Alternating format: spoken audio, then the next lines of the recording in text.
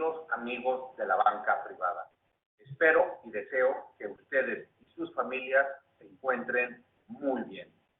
Quiero aprovechar este medio para saludarlos, para decirles que en BBVA Perú estamos muy preocupados por ustedes y estamos muy de cerca siguiendo todos los acontecimientos internacionales y nacionales. Y este es un gran momento para compartir estas experiencias y poder mantenerlos informados como ustedes se merecen. Sé que son momentos difíciles, pero contamos con ustedes y ustedes cuentan con nosotros.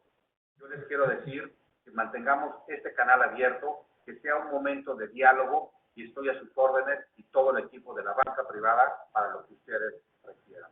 Les mando un fuerte y caluroso saludo y espero que este seminario sea de su interés. Muy buen día.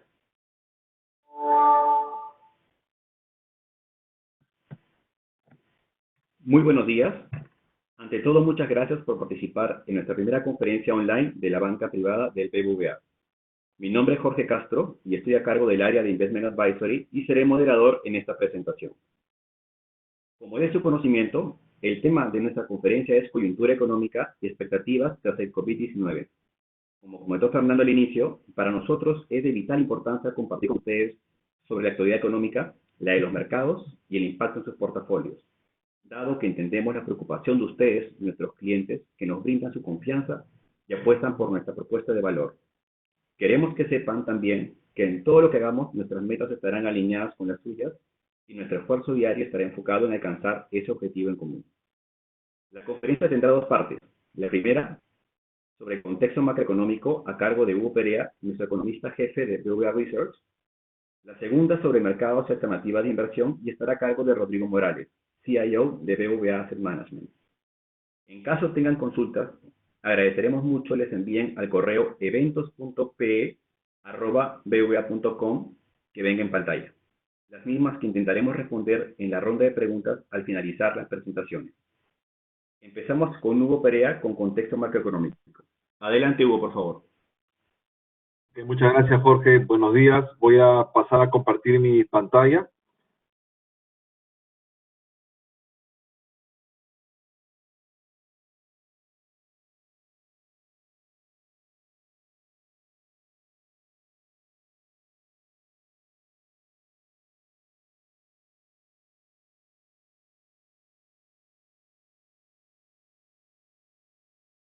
Muy bien, buenos días a los señores clientes que gentilmente se han conectado. Muchas gracias, para nosotros es una oportunidad interesante para poderles mantener informados y desde luego compartir con ustedes un poco cómo es la visión que tenemos en BBVA, en particular en BBVA Research, sobre la situación que está generando esta pandemia, no solo en Perú, sino también a nivel global. Los mensajes principales aparecen en este momento en pantallas. Permítame decir que antes que la presentación básicamente está organizada de la siguiente forma: un breve comentario sobre el entorno externo con temas relevantes para Perú. En segundo lugar, veremos un poco cómo está la situación, cómo percibimos la situación de la actividad económica debido a la nueva información que ha venido apareciendo en las últimas semanas. Es un evento disruptivo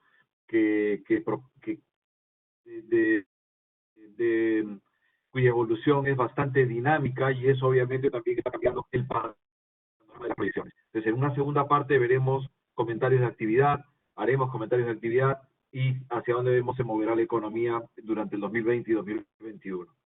En tercer lugar, vamos a comentar brevemente sobre lo que es política fiscal, el gran esfuerzo que está haciendo el gobierno actualmente para contener los impactos económicos de la pandemia, pues están de todas maneras generando un cierto debilitamiento en las cuentas públicas. Entonces, es posible que los niveles de endeudamiento se eleven y en ese contexto podría haber alguna reducción en la calificación crediticia. De otro lado, en cuanto a tipo de cambio, los mercados se han mantenido, o los mercados en América Latina, con alguna excepción como Brasil, que tiene problemas políticos, se han mantenido relativamente estables, y entre los que destacan más, Perú. Hay algunas presiones al alza sobre el tipo de cambio, pero pensamos que esto va a cambiar en la segunda parte del año, con un renovado apetito por riesgo por parte de los inversionistas internacionales. Finalmente, haré unos breves comentarios sobre la decisión del Banco Central de mover la tasa de referencia, que es una guía para las tasas de interés de corto plazo, a un mínimo histórico. Actualmente está en 0.25, prácticamente ya tocó el nivel cero, y entonces hacia adelante el entorno es retador para el Banco Central para poder implementar un estímulo monetario mayor, dado, reitero, que la tasa de interés de corto plazo prácticamente ya está en cero. ¿Okay? Sobre la parte externa, quería comenzar diciendo nada más que hemos visto que ha habido un fuerte impacto ya con datos ejecutados al primer trimestre en las principales zonas económicas del mundo. Sin embargo, en la medida que se están flexibilizando las medidas de confinamiento y los países más importantes en términos económicos han anunciado medidas de estímulo, ha habido un poquito de distensión en los mercados financieros, ¿no?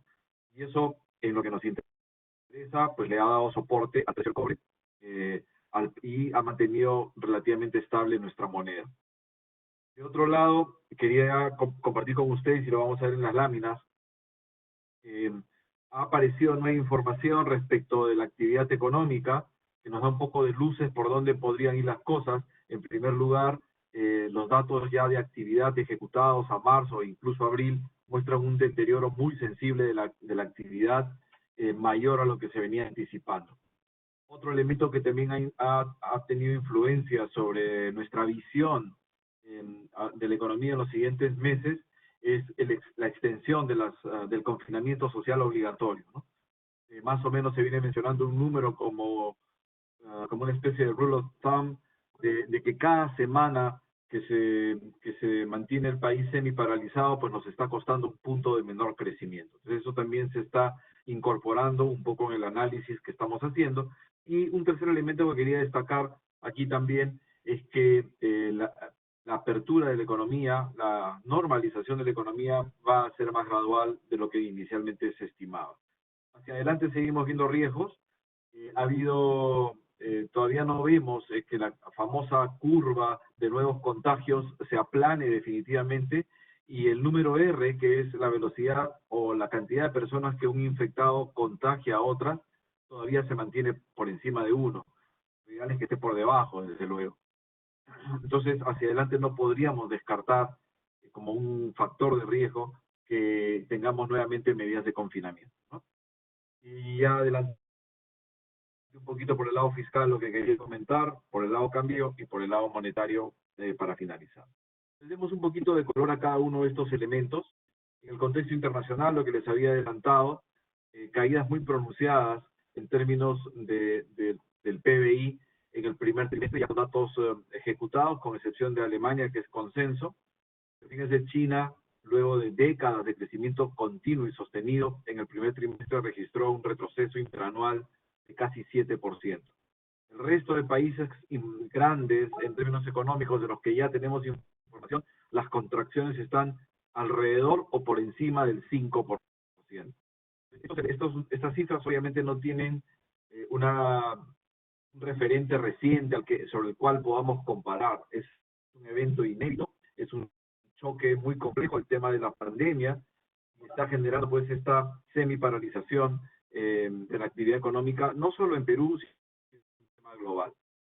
No obstante, a pesar de estos malos datos de actividad económica, a los que yo sumaría datos ya conocidos de desempleo, por ejemplo, en Estados Unidos, a pesar de esos datos complicados, el anuncio de estas medidas de flexibilización de las medidas de confinamiento, el desescalamiento del confinamiento en diversas zonas del mundo, pues está generando un poquito de mejor ánimo en la medida que se percibe que la actividad económica empieza nuevamente a tomar, un poco por debajo, por supuesto, de lo que sería en situación normal, pero recuperación al fin y al cabo respecto de lo que se veía en marzo o mediados de abril, por ejemplo, ¿no? Entonces, ha habido anuncios de flexibilización en distintos sentidos, en Estados Unidos, en Alemania, en Italia, en España, y poco a poco la actividad empieza a retomar, vamos a decirlo así, entre comillas, cierta normalidad. Entonces, un elemento que ha generado un mejor tono en el sentimiento en los mercados ha sido pues esta flexibilización y el reinicio gradual de actividades. Y el otro, por supuesto, que no lo he puesto aquí como gráfico, es que también los países más grandes en términos económicos han anunciado medidas de estímulo fiscal, monetario, por el lado regulatorio, sin precedentes, ¿no? Programas de garantías, de créditos garantizados con fondos estatales. Entonces, hemos visto que se ha reaccionado muy rápido y de manera muy agresiva. Entonces, fíjense, este indicador que aparece en el lado izquierdo, que mide la aversión global al riesgo, cuando es como un termómetro, cuando ese indicador sube, es como que el mundo no quiere tomar riesgo, los inversionistas no quieren tomar riesgo.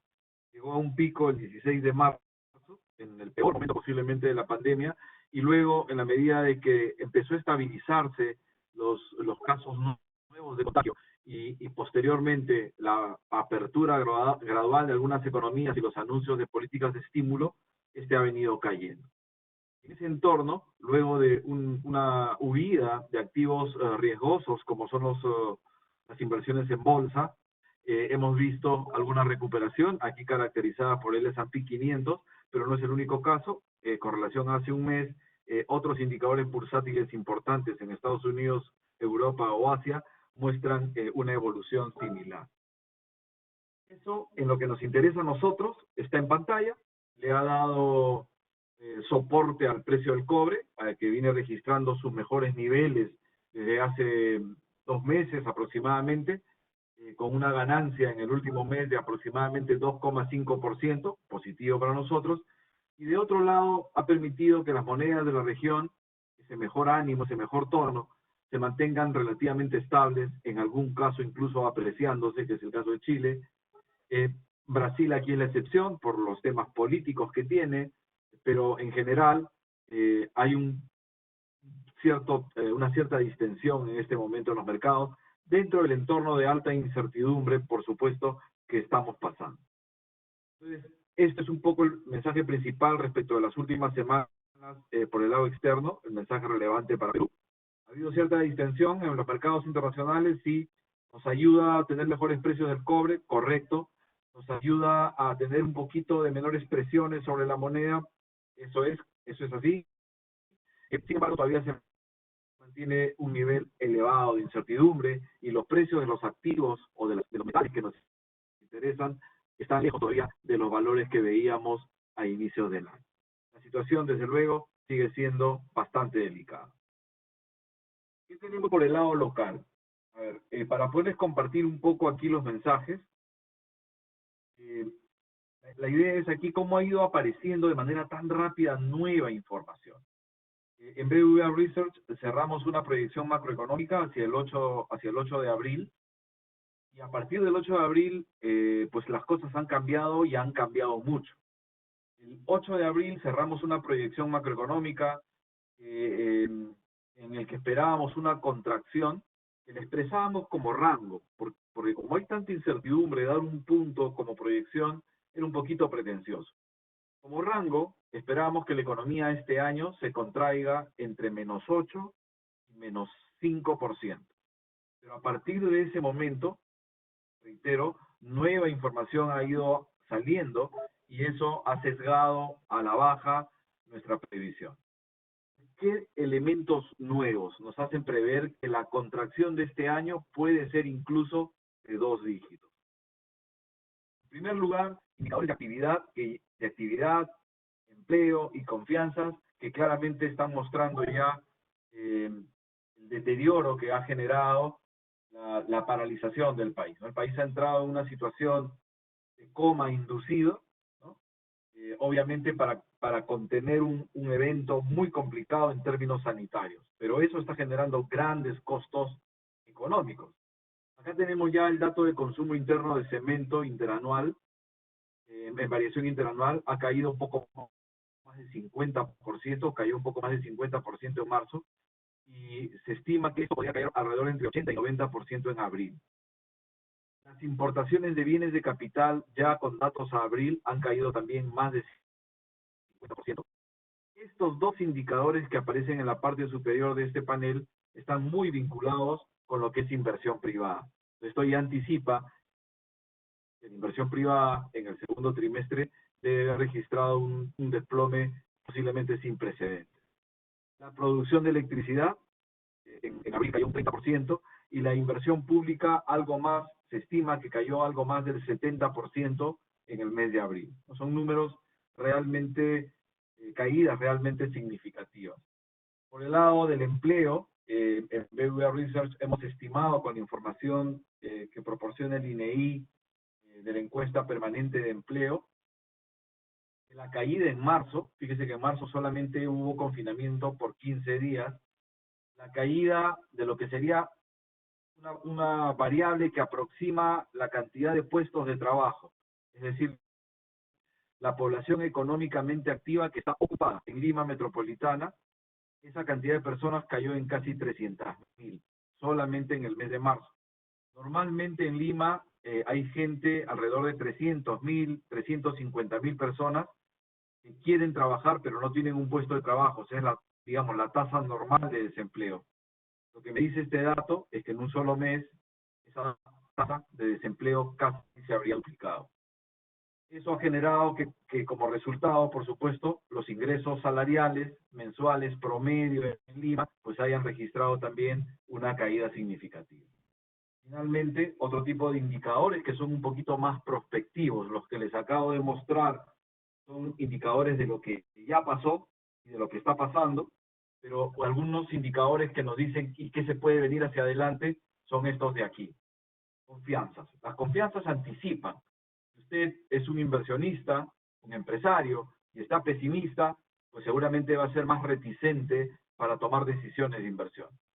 Este indicador de confianza, el que tomamos en Perú, es la expectativa que tienen los empresarios sobre la situación de la economía de aquí a 3 meses.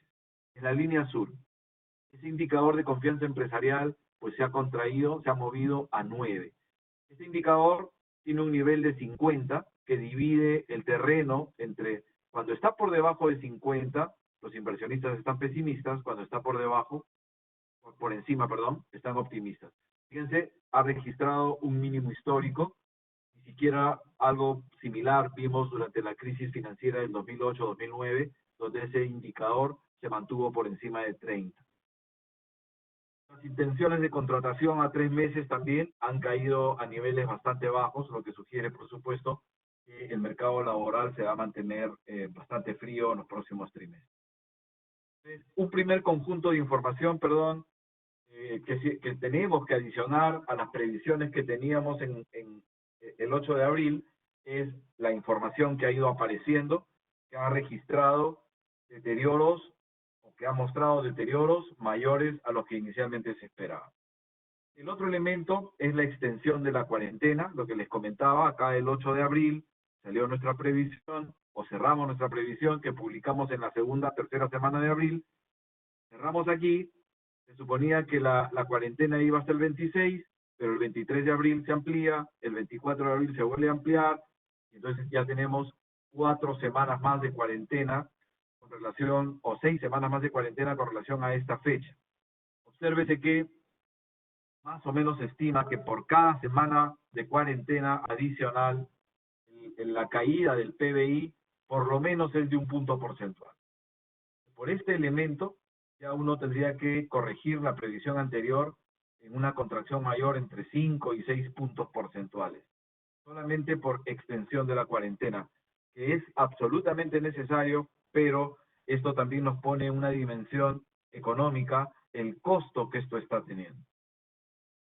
El tercer elemento en términos de información es el anuncio de este reinicio de actividades a través de 4 fases, ¿no?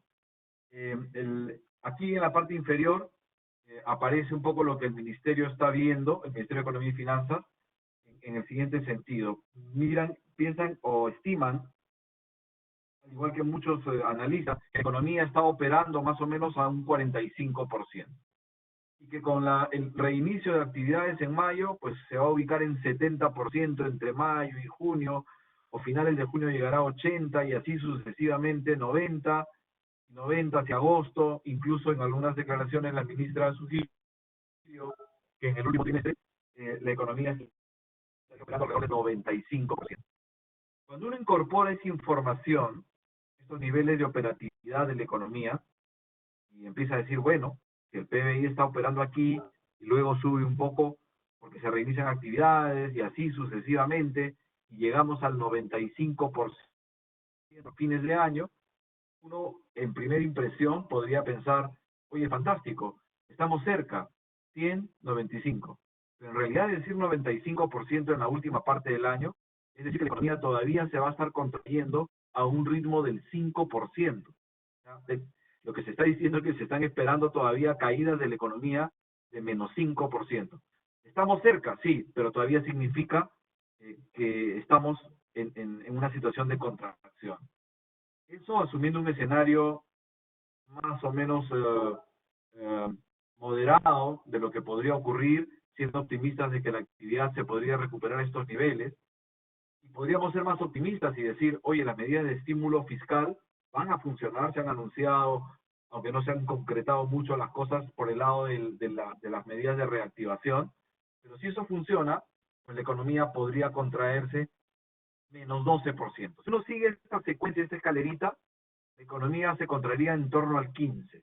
Pero si las cosas vienen un poquito mejor, podría contraerse en torno al 12%, pero si las cosas no salen bien, la contracción podría ser de alrededor del 20%. El rango es amplio, ¿no?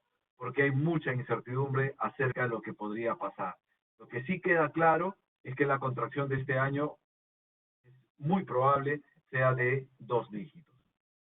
También, por supuesto, la simulación que estamos haciendo incorpora todas las medidas de estímulo que está implementando el gobierno, pero sobre estas que tienen que ver en la parte inferior, sobre estas que tienen que ver con la parte de recuperación económica, todavía no tenemos mayores detalles. Esperemos que en las próximas semanas se vayan anunciando cómo se van a ir implementando para tener un poquito más de claridad acerca de si la economía podría crecer un poquito más o podría contraerse, perdón, un poquito menos o tal vez un poco más, ¿no? Entonces, en síntesis, toda esta información no nos permite descartar, ¿no? Si bien alrededor del 8 o 10 de abril esperábamos una contracción entre menos 8 y menos 5, hoy día, incorporando toda esta información que les acabo de compartir, no podemos descartar que la contracción de la economía este año sea de 2 dígitos. Acá lo que quería otra vez es un gráfico del PBI para que se vea un poco la dimensión de este choque tan negativo que ha ocurrido sobre nuestra economía, esta pandemia. Aquí lo que tenemos es la caída que estamos esperando para el primer trimestre, donde solo hubo 15 días de confinamiento, pero aquí va a ser más complicado porque tenemos todo abril y prácticamente todo mayo. La economía va a caer significativamente. Y luego vamos a tener un rebote. Pero si usted observa cuidadosamente el gráfico, ese rebote no va a ser suficiente como para que la economía a finales del 2021 recupere los niveles que teníamos a finales del 2019. Posiblemente vamos a llegar nuevamente a este nivel un poquito más hacia 2022. Esta crisis, en función a lo que estamos viendo hasta ahora, va a tardar más o menos unos 2 o 3 años en diluirse y regresar a un tamaño de la economía similar al que teníamos hacia finales del año pasado. Riesgos hacia adelante, que duda cabe, las autoridades aquí, al igual que en el resto del mundo, tienen que balancear estos dos elementos, temas sanitarios, pero también está la perspectiva económica. Y la economía aquí en Perú está empezando un poquito a abrirse, se están flexibilizando un poco las medidas de confinamiento, se están permitiendo el reinicio de ciertas actividades, pero cuando uno mira cuándo lo hicieron otros países, cuándo empezaron a generar una mayor flexibilización de sus medidas de confinamiento, eso ocurrió cuando los casos de nuevos infectados se estabilizaban. Cuando uno mira la situación en Perú, todavía tenemos una pendiente, se está achatando, pero de manera gradual todavía, y no vemos que esto todavía se haya consolidado, ¿no? Y el famoso R, que todo el mundo quiere que esto se ubique por debajo de 1, ¿no? Por debajo de 1, en la estimación que hizo un analista estaba en 1,4, el gobierno tiene nuevas estimaciones donde este 1,4 está casi entre 1 y 1.1, el punto es que todavía está por encima de 1. está por encima de 1, todavía la pandemia no está controlada. Por encima de 1 significa que esto podría eventualmente seguir una tendencia explosiva. ¿Ha habido mejora en este esfuerzo? Qué duda cabe. El tema comenzó con un R de 3, hoy día estamos más cerca al 1, pero todavía la tarea no está concluida. Esperemos que en los siguientes días este R se consolide finalmente por debajo del 1. Y que podamos ver una confirmación de estas tendencias. Cuando preparé la presentación para ustedes, con información a hace 2 días, cuando uno miraba los nuevos casos de COVID-19 en Perú, y tomaba el promedio móvil de los últimos 3 días, empezaba a ver ya un declive. Si éramos un poquito más exigentes y tomábamos el promedio móvil de 7 días, seguíamos estabilización. Lamentablemente, en los 2 o 3 últimos días, esto ha vuelto a rebotar, ¿no? Realmente el caso de nuevos contagiados se ha ubicado por encima de 4.000. Ojalá solo sea un rebote transitorio y que la tendencia nuevamente empiece a declinar y podamos ya ver una caída importante. Eso por el lado de actividad, señores, una situación complicada, producto de un choque complicado que afecta el lado de la oferta de la economía porque no deja realizar de manera normal las actividades productivas, pero también afecta el lado de la demanda porque destruye empleo, destruye confianzas, ¿no? Y eso hará que el gasto del sector privado sea mucho más cauteloso o débil en los siguientes trimestres. Ya casi para terminar, por el lado fiscal, este año estamos estimando que vamos a tener el déficit fiscal más grande desde finales de los 80, o sea, desde la época de las crisis de los 80, que terminó con hiperinflación hacia el año 89, hacia el año 1990. Qué duda cabe que este año tiene que ser un año de déficit, el gobierno tiene que hacer su mejor esfuerzo en términos de gasto, en términos de dar facilidades tributarias para apuntalar la economía. Es lo que corresponde, es lo que se debe hacer. La buena noticia es que tenemos espalda financiera por el lado fiscal. Tenemos un bajo nivel de endeudamiento que hoy día nos permite incurrir en déficits relativamente elevados, pero que no van a generar un descalabro de las finanzas públicas. Estos déficits que estamos previendo para los próximos años, sin lugar a dudas, se van a reflejar en un incremento de la deuda pública. El nivel actual está en 27%. Estamos anticipando que en los próximos 2 años este nivel de endeudamiento se puede elevar alrededor del 40%. Una tendencia un poquito preocupante, sí. 12 puntos porcentuales en 2 años de elevación de la deuda no es poca cosa, pero todavía seguirá en un nivel manejable y relativamente bajo, ¿no? Entonces, qué importante ha sido que Perú, que esta crisis nos tome aquí con un nivel de bajo endeudamiento. Es como si las 2 décadas pasadas hemos hecho el esfuerzo de reducir deuda como porcentaje del PBI, como si nos hubiéramos preparado para enfrentar una situación de este tipo. Imagínense si el nivel de endeudamiento hubiera sido mucho mayor, hubiéramos tenido que salir a endeudarnos, y luego hubiéramos tenido el país muy endeudado, y después de superar el problema del COVID, un problema con insolvencia fiscal, ¿no? Esa situación, menos mal, no es algo que se prevé. De hecho, las calificadoras de riesgo, Fitch hace una semana, pero recientemente S&P han ratificado la calificación de la deuda del gobierno peruano, pero hacia adelante habría que ver si es que no reducen el rating crediticio del gobierno debido a este incremento de la deuda. Entonces, va a ser importante que esta trayectoria de la deuda no sea explosiva, que no veamos lo que hemos percibido en Europa durante las crisis de las deudas del 2010, en el que esto subía, sino que el gobierno pueda hacer esfuerzos de consolidación fiscal para evitar que este nivel de endeudamiento se vaya por encima del 40%. Por el lado del mercado financiero local, el costo para asegurar deuda peruana, que es un indicador del riesgo país, ha caído en las últimas semanas, en línea con esa menor aversión al riesgo. Las tasas a las que se endeuda el gobierno peruano en soles también han caído con relación a los picos que vimos en algún momento, ¿no? Y por el lado del mercado cambiario, tipo de cambio cotizando alrededor del 3.40, ya no está en los picos que vimos en algún momento de marzo. está en los últimos días un poco presionado, nuestra moneda a presiones de depreciación, de manera similar a lo que ocurre en la región, pero hacia adelante esperamos que el tipo de cambio se ubique entre 3.35 y 3.40 al cierre del año, debido a que estamos asumiendo que va a haber un renovado apetito por activos de mercados emergentes, ¿no? Va a haber una búsqueda por retorno. Algunas economías emergentes le vamos a parecer a los inversionistas internacionales relativamente más interesantes, entonces no descartamos que entren capitales por este lado. La balanza comercial seguirá siendo superavitaria y habrá flujo de dólares, influjo de dólares, y las AFP van a tener que liquidar algunos activos en el exterior, van a tener que tener esos dólares para atender el retiro de los aportantes, el famoso retiro del 25%. Por el lado del mercado cambiario, en síntesis, no percibimos mayores presiones. Para finalizar, decir nada más que por el lado de inflación, ningún problema, ninguna presión.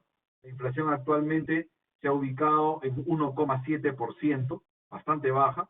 Las expectativas de inflación están en 1,5% y no vemos factores que vayan a inducir un rebrote de la inflación en los próximos meses. La demanda interna va a ser negativa. Cuando la demanda interna es débil, no hay presiones de demanda sobre los precios. El precio del petróleo, que ha estado corrigiendo a la baja, esa reducción se va a transmitir en los precios domésticos y por lo tanto la inflación este año, estimamos, va a cerrar en 0.9%. Esto es positivo en el sentido que le otorga espacio al Banco Central para poder hacer esto. Reducir las tasas de corto plazo o la tasa de referencia desde un 2.25 en el que estaba a inicios de marzo a niveles de 0.25. Con esto el Banco Central pretende dar un estímulo monetario muy agresivo, sin precedentes, un poco para que la economía también se vaya recuperando. El gran reto que va a enfrentar el Banco Central hacia adelante es, oye, ya que la tasa llegó prácticamente a cero, ¿cómo puedo seguir implementando más estímulo a la economía? Ya no puedo prácticamente seguir reduciendo la tasa. Entonces, ahí no descartamos que el Banco Central se mueva hacia la implementación de medidas de política monetaria no convencionales, como las que se han implementado en Europa, en Estados Unidos, para poder generar más espacio por el lado monetario y seguir apuntalando el crecimiento económico. Lo positivo es que el Banco Central se ha movido muy rápido en esta situación para proveer liquidez, para evitar que hayan tensiones de liquidez en los mercados financieros locales, y en su último comunicado de prensa ha dicho que mantendrá esta postura expansiva de la política monetaria por un periodo prolongado y que van a mantener o ampliar el estímulo monetario bajo diversas modalidades, lo que sugiere medidas de política no convencionales, ¿no? Entonces, hay un Banco Central ahí muy bien administrado, gestionado, muy profesional, y que seguramente va a tomar las medidas adecuadas para estimular la economía en un entorno en donde la inflación va a ser bastante baja, entonces no va a tener esa preocupación. Muy bien, señores, eso es un poco lo que quería comentar. 3 mensajes principales, si ustedes gustan. El primero, decir que la economía, que no podemos descartar que la economía se contraiga este año, más que la contracción este año sea de 2 dígitos. El próximo año sí estamos anticipando un rebote posiblemente un crecimiento entre 6 y 7%.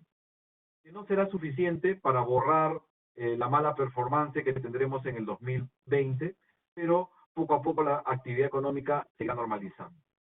Un segundo mensaje, es decir, la deuda pública se va a elevar, va a ser un debilitamiento de la posición fiscal, pero a niveles manejables.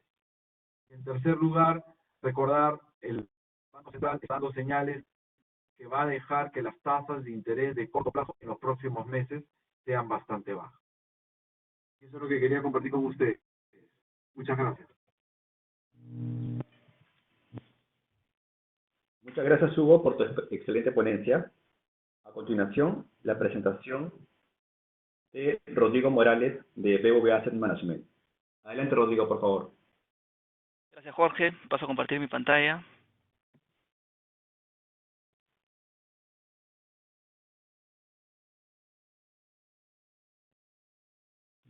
Bueno, entonces pasemos a hablar de coyuntura de mercados. En abril el mercado ha recuperado casi 2/3 de lo perdido por la crisis. El piso fue el 23 de marzo, el mercado subió 30%, y la caída de esta crisis de 34% ha sido la caída más rápida de los últimos 100 años. Y esto responde al choque en la actividad real, que también ha sido una de las más rápidas. Después de la crisis del 2008, esto también es la caída más importante. Compara con el 20% de la caída de la guerra comercial en el 2018 y la caída del 22% de pico a piso en la crisis de 2015-2016, con una crisis de crecimiento en China, un petróleo en $25 y una Fed restrictiva. A pesar de estas caídas, el retorno promedio anual de los últimos 5 años en renta variable y especialmente en el S&P 500 ha sido de 7% sin incluir dividendos. Incluyendo dividendos estaría el 9%. Son retornos altos, y el mensaje aquí es que pues para obtener esos retornos has tenido que navegar toda esta volatilidad con 3 caídas importantes. El S&P 500 lo usamos como barómetro de sentimiento del inversionista. Es el 60% de la capitalización del mercado y los choques sistémicos se comparten con el resto de activos de riesgo. A modo de ejemplo, este choque ha impactado también a los bonos corporativos emergentes. Vemos esta caída en el S&P y una subida en las tasas de manera agresiva en los bonos, lo que quiere decir que los bonos se han depreciado. Y esto ha ocurrido en todos los activos de riesgo: bonos investment grade en Estados Unidos, bonos high yield, monedas blandas, incluso commodity. Para poner en contexto la caída, acá evaluamos todos los retrocesos, todos los mercados bajistas desde 1792 en el S&P. Y el promedio de estos mercados bajistas ha sido de 40%, la mediana de 35%, repito, esta caída ha sido de 34%, es decir, estamos en la mediana. Y en esa trayectoria, en este camino, hemos sufrido de todo: hemos sufrido guerras civiles, guerras mundiales, depresiones, recesiones, burbujas, incluso pandemias. Una vez que ocurren estos mercados bajistas, se limpian los excesos en el mercado, las valorizaciones se vuelven atractivas y ahí es donde se encuentran las oportunidades. Los mercados alcistas luego de estos mercados bajistas han sido bastante importantes, y el último que tuvimos en el 2009, luego de la caída del 60%, fue bastante agresiva, de hecho una de las más agresivas. Fue de 400% sin una caída con precios de cierre mayor a 20%, y lo hemos tenido pocas veces en historia. Lo tuvimos luego del embargo del OPEC en el 74 con una subida de 442%, y luego de la recesión de la Primera Guerra Mundial de 408%. A pesar de tener todos estos mercados bajistas, el retorno real del S&P está entre 6 y 7% en este periodo largo de tiempo. Y el real es descontándolo de la inflación. La magnitud de respuesta del mercado responde a la magnitud del impacto del COVID. Este es un mapa de calor. Acá muestro el índice compuesto del PMI, que incluye manufactura y servicios. Este es un indicador líder de la actividad económica. Y en el 2015-2016 tuvimos discusiones sobre el crecimiento de China, una Fed restrictiva y un petróleo en $25. Luego salimos de esta caída en el ciclo con impulsos fiscales y monetarios por parte de China. En 2017 todos los países crecían al unísono, por eso que vemos los colores más verdes. Teníamos una historia de crecimiento sincronizado hasta que llega pues los conflictos comerciales, la narrativa de fin de globalización entre China y Estados Unidos, y el ciclo vuelve a caer. Y para finales del 2019 los gobiernos empiezan a interiorizar esta caída en el ciclo, y de nuevo empiezan los instrumentos monetarios hasta que nos encontramos pues con una pared, y estos son los casilleros rojos en el mapa de calor, y no llegamos a este choque con una transición, digamos, suavizada, sino que es un freno en seco de la economía a nivel global. La tasa de desempleo ha subido a niveles no vistos desde la Gran Depresión de los 30. La buena noticia es que dentro de todo el 80% de estas pérdidas de empleo es temporal, y por eso la importancia de los gobiernos de suavizar este tipo de crisis y hacer que las empresas sobrevivan, porque si estas pérdidas de empleo se vuelven no temporales sino permanentes, entonces sí estamos hablando de un riesgo de recesión. La velocidad de esta pérdida del empleo también ha sido la más rápida, ¿no? Y esto conversa bastante con la velocidad de la caída en el mercado. Comparándolo con la crisis del 2007 y del 2008, nos demoramos 6, 7 años en recuperar los empleos perdidos. Y en pocos meses hemos perdido, si es que estos empleos temporales se vuelven permanentes, perderíamos todos los empleos recuperados desde la crisis del 2007. Algo que nos sorprendió fue ver el índice de total de empresas que se acogen a procesos de insolvencia en Estados Unidos. Nos esperábamos una subida, pero sin embargo esto ha caído. Son menos las empresas que se acogen a procesos de insolvencia, y esto quiere decir que las medidas extraordinarias que ha tomado el Congreso y la Administración en Estados Unidos para asistir a estas empresas están funcionando, ¿no? Estas empresas están tomando deuda, no tienen problemas de liquidez por el momento, pero la demanda se tiene que reactivar porque estas deudas tienen que ser pagadas en algún momento. Las empresas están contra el tiempo. Mientras más demore una solución, mayor es el riesgo de depresión. En este gráfico vemos la tasa de desempleo y justamente este mismo índice de empresas que se acogen al proceso de insolvencia, y la correlación es bastante alta, pues, por motivos obvios. Ahora, esto explica pues la caída del mercado, lo rápido que ha sido, lo agresivo que ha sido. Ahora, ¿qué explica la subida del mercado, que también ha sido muy agresivo? Ha sido uno de los mejores meses en décadas. En gran medida el estímulo monetario de la Fed, que ha sido incluso mayor que la reacción que tuvo en el 2008, ha casi duplicado su hoja de balance, lo que quiere decir que ha duplicado pues la liquidez en el sistema, ha entrado a comprar bonos investment grade, bonos grados de inversión mediante ciertos vehículos, e incluso bonos high yield, lo cual no tenía precedentes. El estímulo fiscal alrededor del mundo también ha sido agresivo, entre el orden del 10 y el 15% del PBI.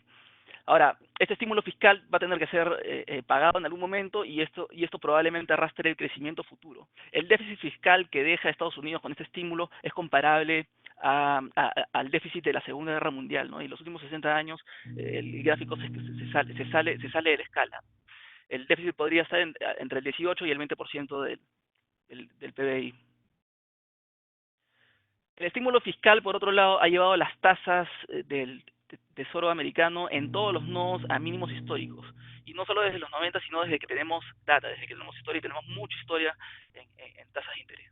Las tasas están casi en cero, la de 5 años la tenemos en 0.35%, y la caída ha sido también en las tasas bastante rápida. Estas son tasas que son la referencia para todos los activos de renta fija en dólares. En este gráfico pongo la tasa de los bonos de gobierno de Estados Unidos y un índice de bonos corporativos, ¿no? Entonces, al final fija la referencia de todas las tasas en dólares.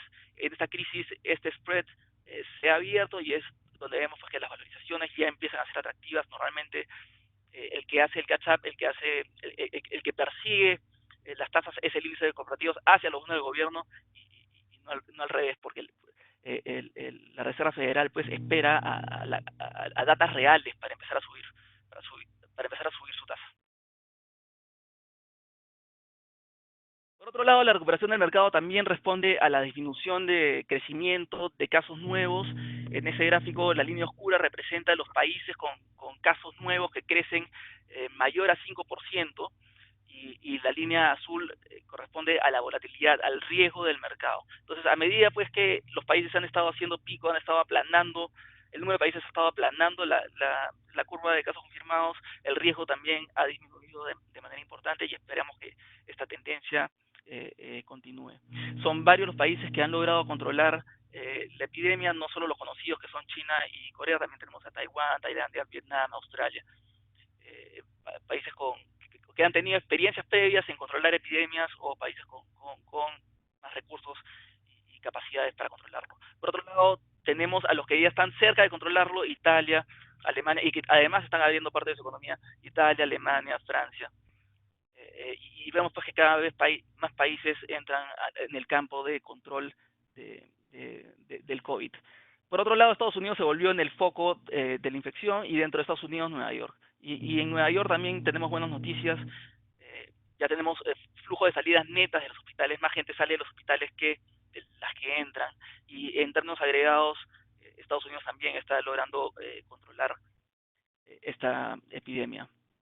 La recuperación del mercado es sostenible. En Asset Management esperamos una recuperación en Estados Unidos del PBI en el tercer trimestre del 2020. Se ha creado todo un abecedario de tipo de recuperación, la recuperación en B, que puede ser el descubrimiento de una vacuna. en el corto plazo, una recuperación en W, que puede ser una segunda ola, y una recuperación en U, que es una recuperación lenta. Y ese es el escenario consenso y es el escenario que nuestro escenario base. No vamos a ver los niveles del PBI que vimos antes del COVID en diciembre del 2019, no lo vamos a volver a ver sino hasta finales del 2021, quizá un poco más. Y la trayectoria que teníamos antes para recuperar esa trayectoria tendríamos que crecer un poco más. Entonces, de todas maneras, hay algo de riqueza perdida. ¿Se puede llegar a este crecimiento, a esta recuperación? Sí, porque ya tenemos reaperturas parciales, está llegando de cero, está llegando a algo, ¿no? Entonces Nueva York ya está planeando su reapertura, tenemos Italia que abre su economía, Alemania, Francia, como mencionó Hugo, son varios los países que ya están empezando con reaperturas o con disminución de disminuciones de los confinamientos. No estamos fuera de peligro, sin embargo, tenemos varios riesgos a la baja. El primer riesgo es el riesgo biológico, que los tratamientos tengan un éxito limitado, que haya pruebas fallidas en el desarrollo de una vacuna, que el virus empiece a mutar, o algo probable es una segunda ola de contagios. En segundo lugar, una pérdida estructural en la economía con empresas que en realidad son rentables, son empresas de calidad, son solventes, son empresas que funcionaban antes de esta crisis, pero por estas medidas de confinamiento empiezan a desaparecer, o por la caída de la demanda también empiezan a desaparecer, y el desempleo se vuelve permanente. Ese es el gran riesgo. En tercer lugar, están volviendo a resurgir los conflictos entre Estados Unidos y China. Este año tenemos elecciones en Estados Unidos y Trump podría buscar un enemigo externo que pueda aumentar el apoyo al nacionalismo dentro de Estados Unidos. En cuarto lugar, el nivel de deuda, el nivel de deuda que están tomando los países, el nivel de déficit fiscales va a tener que ser pagado en algún momento, ¿no? Y esto se hace a través de un incremento de impuestos en el futuro, o una monetización por medio de la inflación. También puede ser por crecimiento, este déficit fiscal también podría impulsar el crecimiento, pero no está dirigido a esto, está dirigido más a aguantar la crisis, a salvar las empresas y a paliar un poco los daños que se están haciendo en la riqueza de las personas, ¿no? China ha sido uno de los primeros países en controlar la epidemia. Hace poco tuvimos la portada de Economist, una economía al 90%, que suena bien si es que llegas del 0%, pero en realidad estás en menos 10%. Y para recuperar la riqueza perdida por el COVID no tienes que estar solo en el 100%, sino en el 110 y en el 120%. Ya tenemos algunos datos de sectoriales en China, y los que todavía no se recuperan son los de esperarse, ¿no? Cines, entretenimiento, aerolíneas, hoteles, restaurantes, ocio. Y una buena noticia es que la logística sí está yendo al 120%, lo que quiere decir que la cadena de suministros está volviendo a reactivarse, y el e-commerce también está bastante fuerte, quizá recuperando algo del consumo que no se hace en físico, ¿no? Entonces estamos mejor que el confinamiento, sí, pero todavía lejos de lo normal, y esa es una señal, por lo menos de esperanza, para los demás países que están saliendo de esta epidemia. Una segunda ola es un riesgo latente. La segunda ola de la gripe española fue peor que la primera. A la derecha muestra un gráfico del Journal of the American Medical Association. Este es el caso de Denver en la gripe española. Cuando se inicia esta crisis, pues comienzan las medidas restrictivas. Ellos logran controlar la epidemia, luego se levantan esas medidas restrictivas y tienes una segunda ola que es peor incluso que la primera, ¿no? El COVID y la gripe española tienen cierta similitud en el ratio de contagios, son igual de contagiosos, así que este escenario aún es probable. El riesgo está en que relajar estas políticas de confinamiento y distanciamiento social demasiado pronto podríamos volver a entrar a afectar la actividad. Si es que volvemos a esta segunda ola, creemos que el mercado puede llegar a retroceder nuevamente. Si buscamos en Google Trends coronavirus como una especie de proxy de sentimiento, de nivel de ansiedad, de nivel de estrés de las personas, esto correlaciona muy bien con los activos financieros. Entonces, cuando estas búsquedas han empezado a subir en su pico más alto en marzo, teníamos el peor momento en los spreads de renta fija. Ese ha sido el peor momento de los mercados. Invertimos este indicador de coronavirus, que baje significa que está subiendo, y lo correlacionamos con el S&P 500 y también, bueno, correlaciona muy bien. Es decir, si es que tenemos una segunda ola, el nivel de sentimiento va a empeorar y afectaría de nuevo a los mercados. Trump tiene incentivos, como mencioné, de escalar un conflicto con China. Estas son encuestas del Pew Research, encuesta que se realiza a adultos en Estados Unidos en marzo, y la opinión de las personas que tienen sobre China está en niveles bastante desfavorables, ¿no? Entonces Trump se podría agarrar de esto para agarrar apoyo en estas elecciones. Y esto es independientemente de la afinidad política, ¿no? Entonces es un caso que aún es probable y sería bastante negativo para los mercados emergentes. Quizás podríamos tener una corrección como la tuvimos en el 2018, ¿no? O por lo menos siempre va a tener este peso por la posibilidad de que Trump entre de nuevo en estos conflictos. Ya los republicanos ya tienen una postura agresiva frente a China.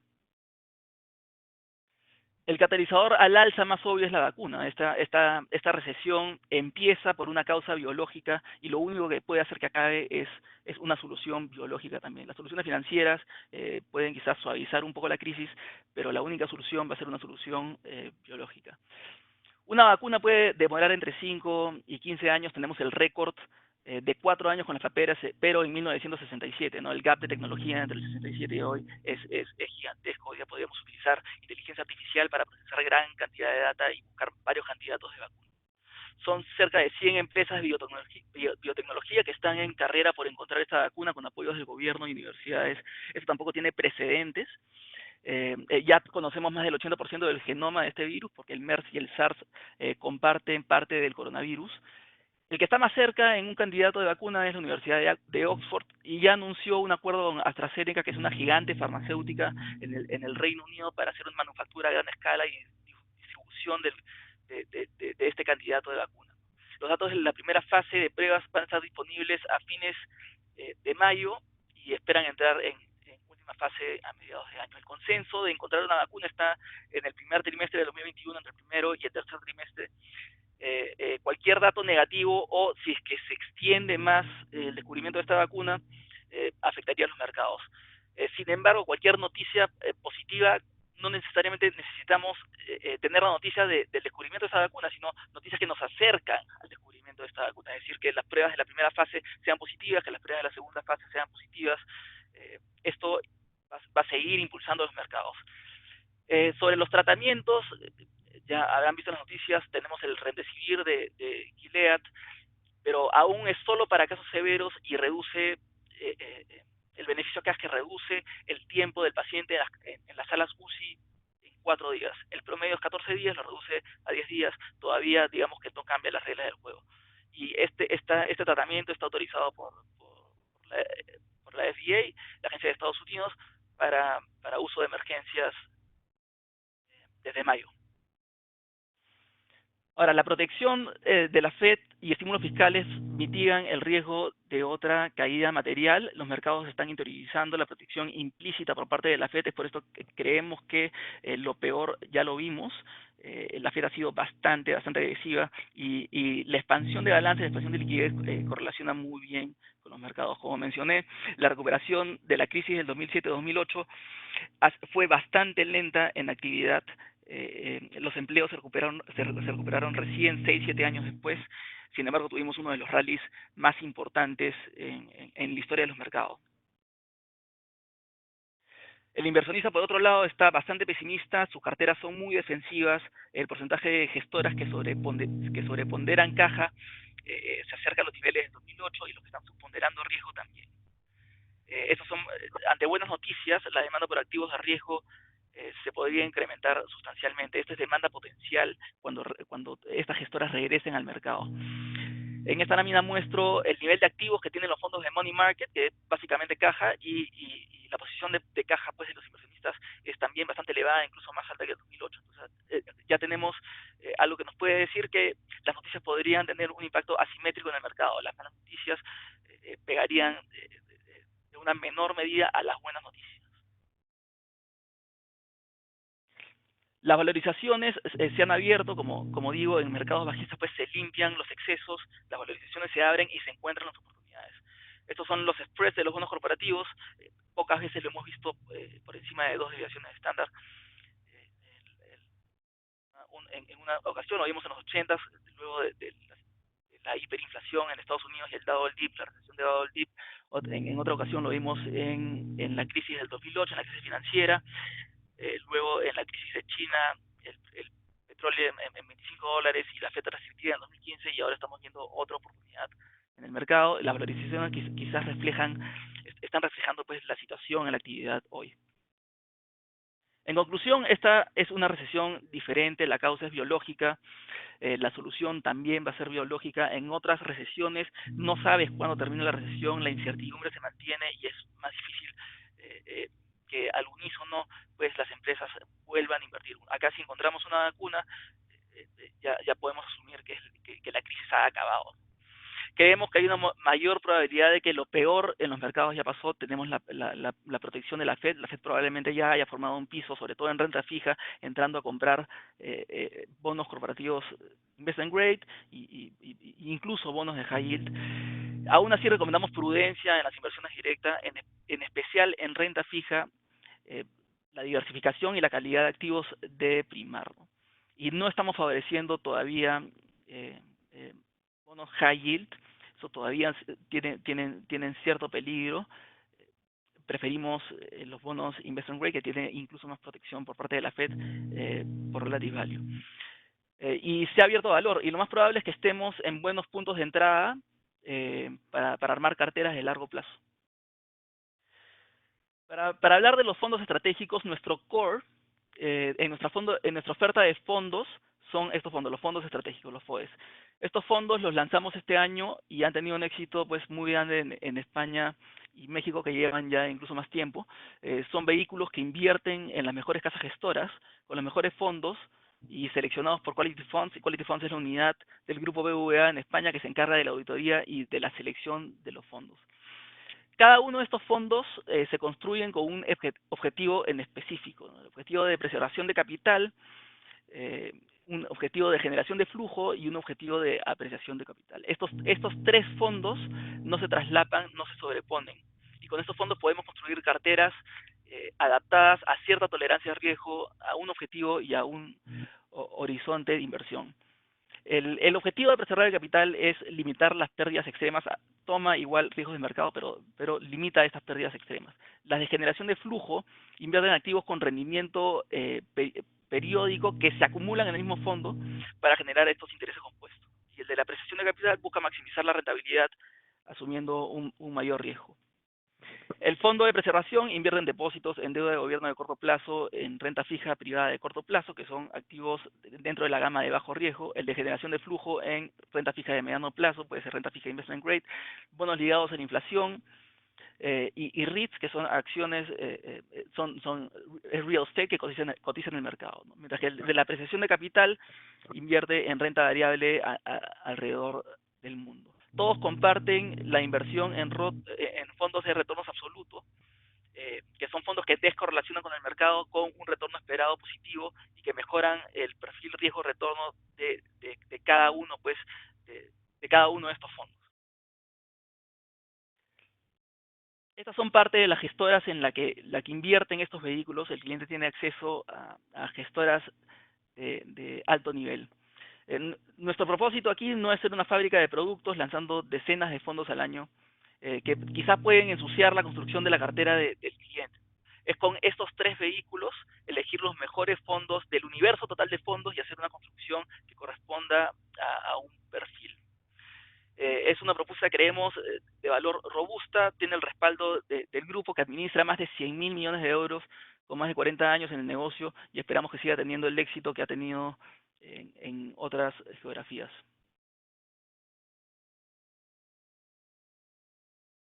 Eso es todo. Muchas gracias, Jorge. Muchas gracias, Rodrigo. Como parte final de nuestra presentación, contaremos con unos minutos de preguntas del público. Pregunta dirigida a Hugo Perea. Se habló de aspectos económicos, pero ¿cuál es el impacto de la actual coyuntura política sobre el económico? Para Hugo Perea. ¿Qué tal? Gracias por la pregunta. Sí, es una dimensión que hay que tomar en cuenta, ¿no? Lo que he venido comentando en algunos foros es que cuando uno mira un poco el pasado, la historia de la humanidad, siempre que hay momentos de alta incertidumbre, de aflicción, de ansiedad social, siempre hay, yo lo he puesto así, como una cacería de brujas. y actualmente hay muchas brujitas interesantes por ahí flotando, ¿no? Tal tipo de institución, tal tipo de mecanismo de ahorro, etcétera, y eso genera un caldo de cultivo como para poder implementar medidas de carácter populista, ¿no? Efectivamente, hemos visto en ese entorno cómo se hacen algunas propuestas legislativas que eventualmente, vamos a suponer, se han hecho con la mejor intención posible, pero no se mide el costo en términos de impacto económico, en términos de bienestar hacia futuro. Ha sido muy cuestionado, entre otras cosas, por ejemplo, el tema del retiro del 25% de AFPs, ¿no? Este tema de eliminar el cobro de los peajes. ¿Te parece que hay una competencia por ver quién es el que hace propuestas más populistas y que van a favor, entre comillas, de las personas más necesitadas, ¿no? Es un factor de riesgo que está latente, un poco en el escenario que he descrito, asumimos que solo queda en eso, como un factor de riesgo, y que en un escenario base, independientemente de quién pueda empezar a perfilarse en la próxima campaña de elecciones generales, vamos a tener un gobierno, este es un supuesto de trabajo, ¿no? Que respetará los lineamientos esenciales de la conducción económica de los últimos años, que básicamente ha sido disciplina fiscal, disciplina monetaria y, en general, gobiernos pro mercado, ¿no? Donde se entiende que la iniciativa privada es la que debería liderar el crecimiento. Pero comparto la preocupación y efectivamente yo lo pondría más en el lado de un escenario de riesgo. Muchas gracias, Hugo. Esta pregunta va dirigida a Rodrigo Morales. ¿Las tasas del Tesoro americano entrarán en terreno negativo como lo han hecho las tasas de países europeos? ¿Qué implicaciones tendría para Latinoamérica? Sí, sin duda es un escenario que no se descarta. Ya en Europa tenemos tasas negativas, en Japón también, y a medida pues que podríamos entrar en una trampa de liquidez también en Estados Unidos. Y si es que se necesitaran más estímulos, yo creo que la Fed no ha descartado esa posibilidad. Claramente si lo hace es porque la situación, la coyuntura económica, la actividad debería estar muy golpeada y en cierto sentido sí podrían aumentar los spreads. Pero en un largo plazo creo que es bastante favorable para las tasas en dólares, ¿no? Porque como vimos en el gráfico que mostramos, la tasa referencia en dólares que fije la Fed es muy seguido por las tasas en dólares de la renta fija en general. Entonces, esa correlación no creemos que se vaya a romper una vez pasada la crisis que hizo que la Fed, o que haría que la Fed ponga las tasas en negativo. Veríamos pues una contracción en las tasas en dólares. Entonces, ahí sería una buena oportunidad para invertir en carteras de renta fija.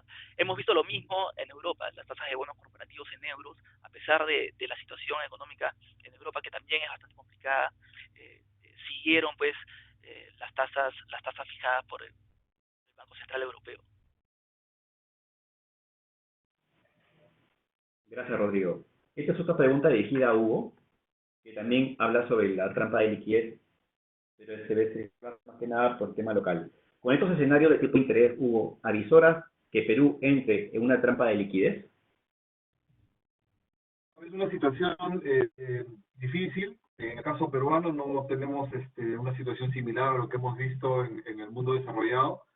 La posibilidad de una trampa de liquidez no la veo necesariamente cercana, pero no la descartaría de todo. Lo que sí veo es que el Banco Central va a tener que ser muy imaginativo para poder seguir dando estímulo monetario, ¿no? Dado que la tasa de interés de referencia prácticamente está en cero. Entonces, en ese entorno hay tres posibilidades, ¿no? Los tres típicos instrumentos de política monetaria no convencional. Primero, guiar los mercados, el forward guidance, ¿no? Que ya lo está haciendo. O sea, es comunicar al mercado un poco las intenciones que tiene el Banco Central.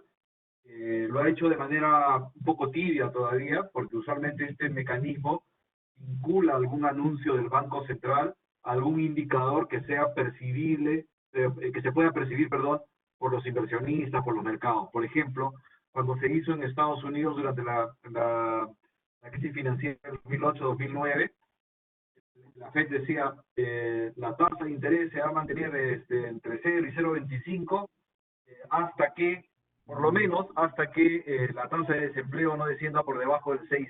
Entonces tenías, ok, si la tasa de desempleo todavía está en 8, pues la FED me ha dicho, y yo tengo credibilidad en la FED, que las tasas de corto plazo van a estar en el piso. El Banco Central ha hecho algo más o menos similar, ha dicho, vamos a mantener el estímulo monetario por un periodo prolongado, ¿no? Pero no tiene un referente que ancle esa decisión, pero ya lo está haciendo. Entonces, en alguna medida se está moviendo a tratar de mover las expectativas para que esto afecte toda la estructura de tasas de interés de la economía en general, en particular de los mercados de bonos. Otra posibilidad, una segunda posibilidad antes del trampa de liquidez y tasas de interés negativas, creo que sería flexibilización cuantitativa. Es decir, que el Banco Central pueda hacer, intervenga de manera más directa en los mercados, en el tramo largo de la curva para inducir reducciones en las tasas de interés de plazos más largos. Aparentemente lo puede hacer, no hay nada en la restricción desde el punto de vista legal que se le impida, hacer operaciones de repo. Hay un famoso límite que dice que el Banco Central no puede adquirir más activos, no puede adquirir activos del Tesoro por un equivalente superior al 5% de la base monetaria al cierre del año anterior. O sea, la base monetaria es el dinero que imprime el Banco Central. Si el Banco Central imprimió 100 soles, entonces este año la mayor cantidad de activos del gobierno que yo Banco Central podría comprar serían 5 soles. Pero parece que ese límite a ese límite no está sujeto operaciones de reporte. Entonces podría estar facultado, el mensaje final es ese, para moverse hacia flexibilización cuantitativa. Y el tercer elemento de las típicas medidas de política monetaria no convencionales es el uso de tasas de interés negativas. Y aquí sí yo lo veo complicado, ¿no? Igual hace poco en una declaración del chairman de la Reserva Federal ante el Congreso, se ha mostrado muy reticente a decir que Estados Unidos podría moverse hacia tasas de interés negativas, ¿no? ¿Por qué? Porque hay muchos factores, hay costos también asociados, y es un instrumento que no ha sido lo suficientemente probado, valorado, como para decir si los beneficios son finalmente mayores que los costos. Los beneficios son claros, oye, tasas negativas inducirán tasas muy bajas, y eso debería reactivar la demanda. Pero también hay elementos negativos, perjudica, por ejemplo, a los ahorristas, ¿no? Perjudica a los que están ahorrando en fondos de pensiones a largo plazo. Entonces están haciendo redistribuciones no deseadas de riqueza. Y además también las tasas de interés negativas perjudican la intermediación financiera, ¿no?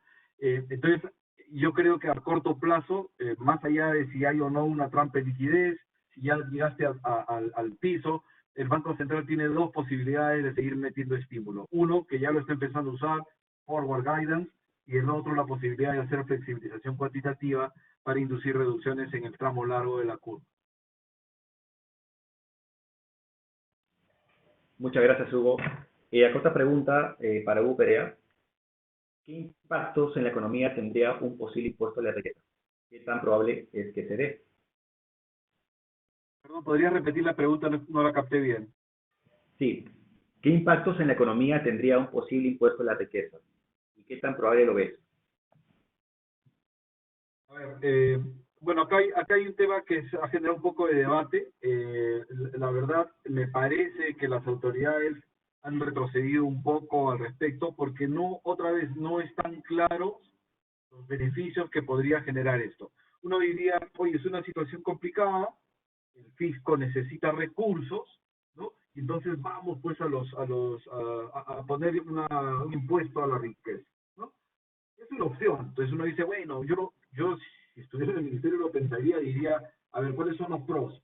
Bueno, te va a dar más ingresos. ¿Cuánto? La verdad que te va a dar muy poco. ¿Y cuáles son los elementos en contra? Tienes varios. Vas a matar incentivos de las personas o de los inversionistas que son los que mueven finalmente la economía. En otros países del mundo, el impacto positivo de impuestos a la riqueza no está claro, y además muchos países han dado marcha atrás en ese tipo de imposición. Y otro elemento es, seguramente vas a grabar a personas que hoy día ya están con una carga impositiva bastante alta y no tienen mucha contraprestación en bienes y servicios públicos. Es decir, oye, mucha de esta gente no usa escuelas públicas, universidades públicas, hospitales públicos, y son los que más están grabados. Pues también hay este tipo de tema. Entonces, por lo tanto, si hay que financiar un déficit enorme, pues aprovechemos la carta de crédito que tiene Perú, que es ir a los mercados de deuda, donde consigues buenas tasas. La ventaja de esto es que repartes la carga del costo de enfrentar el COVID entre generaciones. ¿Tenemos que pagar este costo los que estamos ahora? Sí, claro. Tenemos que ordenar la casa después del incendio. Pero la casa va a quedar pintadita y ordenada también para las próximas generaciones. Entonces también sería bueno que, si me permiten la expresión coloquial, se mojen también pagando esa deuda con los impuestos en el futuro. Entonces, desde el punto de vista técnico, la verdad, una opinión personal, no institucional, y muy humilde, desde luego, yo no estoy de acuerdo y me parece que al interior del gabinete o del MEF han dejado un poco las cosas ahí, ¿no? Esa es mi percepción. Muchas gracias, Hugo. Esta pregunta para Rodrigo es, ahora, ¿consideras que es un buen momento para invertir o es recomendable esperar a que se desarrolle alguna vacuna o se controle la expansión del virus? ¿Qué tipo de inversiones recomiendan? Mira, por el valor que hemos visto que se ha abierto en el mercado, sí nos parece una buena entrada para construir carteras de largo plazo. Como mostré, las valorizaciones en renta fija, los spreads, no los habíamos visto tan amplios. No hemos visto estos niveles de spreads en casi 60 años. Lo hemos visto solo en 3 ocasiones, en 3 crisis importantes. Y pues también la caída del mercado está en la media de todos los mercados bajistas desde 1800. ¿No? Luego de estos mercados bajistas, vienen los mercados alcistas, pues el mercado limpia sus excesos y las valorizaciones empiezan a volverse atractivas. Y los retornos a largo plazo suelen ser bastante potentes. ¿Qué tipo de carteras recomendamos? Creemos que el valor ahora está más en la renta fija, pues tienes la protección de la Reserva Federal. Pero sin duda el equity también nos parece atractivo, ¿no? Si tú miras la valorización del equity con respecto a las tasas activos seguros, como puede ser los treasuries, este spread también se ha abierto muchísimo, ¿no? Y compara con crisis importantes. Entonces son en estos momentos, en estos peores momentos en el cual tú vas a recibir retornos de largo plazo más mayores que lo normal. Si tú esperas a una vacuna, entonces las valorizaciones se van a apretar rápidamente. Quizás sí estarías un poco más seguro, pero tus retornos sin duda van a ser menores. Gracias, Rodrigo. Esta pregunta va dirigida a Hugo Perea, un poco larga, la leo en este momento. En el caso de Perú y toda Latinoamérica, es difícil pensar que lo peor ya pasó. Es más, creería que recién empieza lo peor en términos de contagios y caída económica. En el caso peruano, Reactiva Perú no está llegando a las MIPES y a menos a los negocios informales, que son el 70% del país. Pensaría que el Perú, en el periodo de recuperación, debería ser de por lo menos 5 años, en el mejor de los casos, si la clase política no la sigue esperando. Congreso nuevo en un año, probablemente populista. ¿Qué piensan al respecto? Esa pregunta tiene varias partes, a ver si lo capté bien y lo anoté bien. Primero, si pasó lo peor, la verdad es difícil saberlo. Esta es una pandemia en la que todo el mundo ha ido aprendiendo. Han habido aciertos y errores desde el punto de vista de la contención de la misma. Algunos países fueron más flexibles que otros, y estas respuestas también dependieron de la capacidad estructural de cada país en términos de sistema de salud y de capacidad tecnológica. Los que estuvimos menos preparados en ese sentido, tuvimos que hacerlo a la mala, confinar. Pero el confinamiento no puede ser eterno, porque eso genera otro tipo de problemas. Entonces, yo no sabría decir en este momento si es que pasó lo peor, porque ni siquiera los países en donde ha habido empieza a declinar los casos de contagios nuevos, como es el caso de España, por ejemplo, ni siquiera ahí se puede hablar de que como hubo tanto contagio, ya hay inmunidad colectiva, ¿no? Porque para que eso ocurra tendrían que haberse infectado más o menos el 60-70% de la población, y se calcula que solamente, entre comillas, solamente hay 11% de contaminados. Entonces, no se podría descartar rebrotes que serían tremendamente complicados ya de gestionar, ¿no? No quisiéramos ver ese escenario en el que nuevamente esto genere una aceleración en las tasas de contagio y nuevamente obliguen a medidas de confinamiento, porque los impactos económicos realmente difícilmente van a ser sostenibles, ¿no? Entonces, sobrepasó lo peor es un gran signo de interrogación. No podemos garantizarlo en este momento, pero si una medición de pasó lo peor es el número de contagiados diarios se está estabilizando, en el mundo en general sí, el número de contagios diarios está a ritmo de 80.000 más o menos. Lo ideal sería ver que esto declina, pero creo que todavía para eso va a faltar tiempo, va todavía a pasar más tiempo, ¿no? Entonces, lo que quiero decir es que ya no estamos viendo una curva ascendente en los casos de contagiados nuevos diarios, sino una cierta estabilización, pero todavía no un declive, y con la posibilidad de que hayan rebrotes. Y eso sí podría complicar más las cosas desde el punto de vista económico. Por lo reactiva, en lo positivo, yo diría que el gobierno tuvo una muy buena lectura de lo que había que hacer en esta situación. A corto plazo, había que evitar el rompimiento de la cadena de pagos y que el sistema financiero se vuelva un amplificador de la crisis, ¿no? Hay que recordar las crisis latinoamericanas de los 80, donde sistemas financieros débiles, donde problemas de liquidez metían recesiones impresionantes en la región. Entonces, para evitar esa situación, el gobierno se movió rápidamente. Ojalá lo hubiera podido hacer más rápido, pero había que estar ahí para saber qué difícil es enfrentar este tipo de decisiones y qué difícil es implementarlas. Entonces se decidió hacer este paquete de 30.000 millones de soles, que básicamente, efectivamente, está orientado a pequeña, mediana y gran empresa, y formal. Eso es la verdad. El universo que se quería cubrir ahí era de 354.000 empresas más o menos, y nada, hay que actuar rápidamente. ¿Se está dejando de lado otro grupo grande? Posiblemente. Posiblemente este programa no llegue a la pyme formal, ni a los informales, desde luego, que van a requerir otro tipo de tratamiento. Para eso hay otro programa más chiquito actualmente, el PYME, por ejemplo. Ese es un esfuerzo adicional que tiene algunas características similares con Reactiva. Lo positivo es que el gobierno no ha descartado de que en caso estos programas de ayuda de liquidez requieran ser ampliados, pues lo va a hacer, ¿no? Ya lo hizo con Reactiva. Habría que ver cuál es, ya con más detalle, qué tipo de atención adicional particular requieren empresas PYME en particular y las informales. Sobre el tema de la recuperación, creo que la persona que preguntó preveía un escenario de recuperación de 5 años. Sí, bueno, las cifras en este momento pueden ser todas, sinceramente.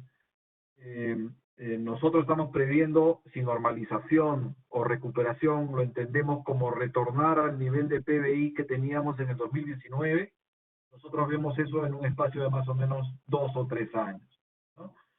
Que ya es un periodo relativamente prolongado, o sea, cero crecimiento entre el 2019 y el 2022.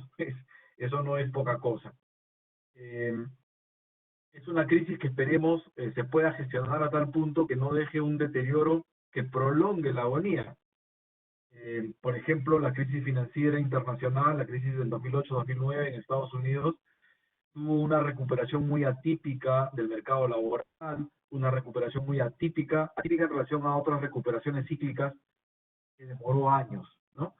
y no quisiéramos obviamente enfrentar una situación similar. Entonces va a ser muy importante que no solamente se tomen medidas para salvar el temporal, sino medidas que permitan poner a Perú en el partidor bien posicionado de cara a la recuperación. Podríamos aprovechar la oportunidad para hacer algunos cambios que requiere nuestra economía. Claramente, algunas no son necesariamente de orden económico, pero por ejemplo, reforzar el sistema de salud, flexibilizar el mercado laboral, ¿no? En fin, cosas que hemos visto que en esta coyuntura no nos han ayudado, porque si uno de los factores que inducen más informalidad es un mercado laboral rígido, la informalidad hoy día nos está pasando la factura. No hemos podido llegar rápidamente a dar el bono universal a las personas que están en situación vulnerable. Entonces, ojalá podamos aprovechar la oportunidad para hacer cambios y que el escepticismo del cliente acerca de la recuperación cambie y veamos pues que la economía empieza a ganar un poquito más de tracción de manera más rápida. Y finalmente, populismo sí está latente, yo no lo descartaría. Estos son los momentos pues en que la gente quiere soluciones de corto plazo, soluciones dramáticas, extremas, y es ahí pues cuando vienen los cantos de sirena, ¿no? Que a veces hay ofrecimientos de que las cosas hay que hacerlas así de fácil, y no se piensa en las consecuencias intertemporales o las consecuencias que se podría tener hacia futuro. Y ese es un peligro que yo comparto con el gentil cliente de la preocupación. Hay que estar atentos ahí y debatir en el campo de las ideas cuando salgan pues propuestas que realmente son lamentables, ¿no? Eso es. Muchas gracias, Hugo. Y finalizando la ronda de preguntas, esta va dirigida a Rodrigo. Considerando los riesgos actuales, locales e internacionales, ¿consideras que es un buen momento para invertir? Por ejemplo, en los fondos FOES que comentaste. ¿Y cómo ha afectado la pandemia a los fondos en general del BBVA? A ver, empiezo con la segunda pregunta. Nuestros fondos conservadores sí se han mostrado resilientes ante esta crisis, porque no están expuestas al riesgo de mercado, debido a que invierten principalmente en depósitos. Asumen un bajo nivel de riesgo, pues tienen el atributo principal, que es la libre disponibilidad. Por otro lado, los fondos moderados han tenido el menor impacto en la industria debido a que son los más cautos, somos los más cautos en la toma de riesgos en nivel de bonos. Incluso nuestras políticas de inversión nos limitan mucho en tomar riesgo en bonos high yield, ¿no? Que han sido los más afectados, sobre todo en Latinoamérica.